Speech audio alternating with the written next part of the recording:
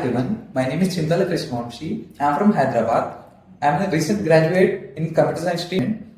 So I am here to share my experience where it all started with a question mark like, will I be, coming from computer science background, will I be able to survive in these IT roles?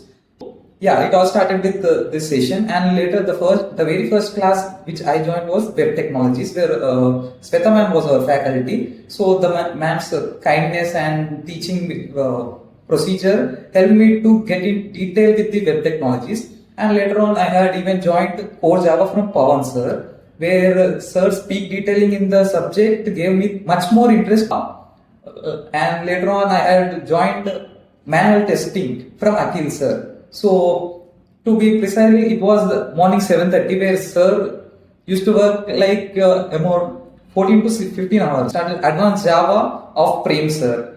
So, and SQL plays a crucial role in IT, in any IT.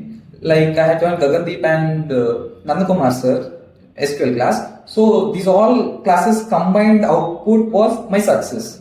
So, I got placed in with a package of 3.5 LPA and the role is like associate Bhumi developer.